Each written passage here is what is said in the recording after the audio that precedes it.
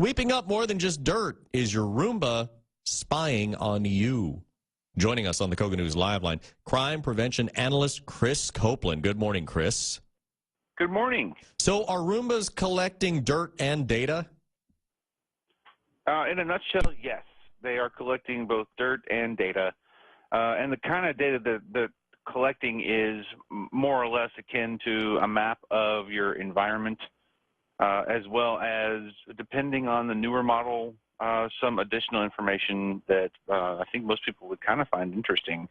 Cell phone data, what kind of cell phone you have, what kind of IoT devices, Internet of Things devices that are connected to that, how you're controlling it. Information I don't think people would give a lot of thought to. So wait, let me get this straight. So, because I don't have a Roomba. So if you have a new, really expensive, fancy new Roomba, is that one of those things you can control with your phone? Is that how it's connected to your phone? Yeah, it can be controlled through any Wi-Fi enabled device that runs an app, whether that's an iOS device through Apple or an Android device through Google. You can control those things like many smart devices in a home through your cell phone or tablet.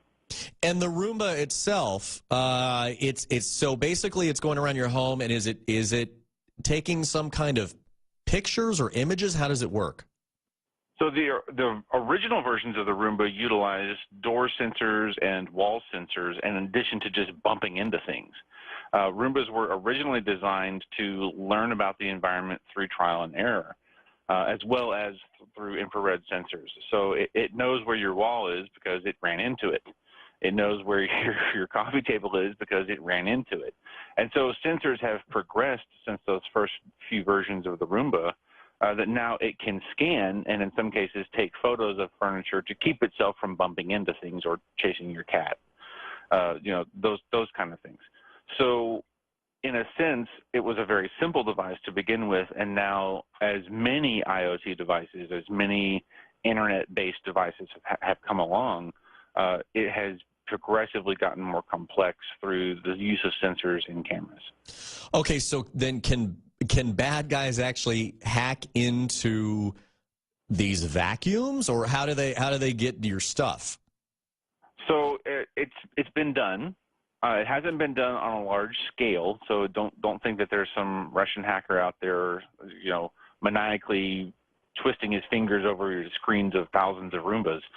But at the same time, anything connected to the internet or anything connected to a smartphone has the potential to be hacked, and the kind of data that can be stored is somewhat significant. If it's hooked up to your Wi-Fi network, then it knows your Wi-Fi network. It's stored an encryption key on how to access that network. Whether or not it sends, data back to the mothership at iRobot is yet to be determined. I don't think iRobot has entered into any agreements to sell this data, but if there's that thought of selling data, then there is data to be sold. Or if there's a bad guy working there who can get a layout of your house. Right. Yeah, and exactly. And I think that's the one that most people are the most uncomfortable with, is that you have a layout of my house. You potentially have photos or video of the layout of my house. You have access to my Wi-Fi network, and you have access to my cellular device. All of those things make a perfect little trifecta of uncomfortableness. All right. To wrap up, how do we stay safe? There are settings. You can turn these things on and off, both in your cell phone, your Android device, as well as you can turn them on and off through the configuration in the actual device itself, in the robot. Simple as that. All right, Chris, thank you very much.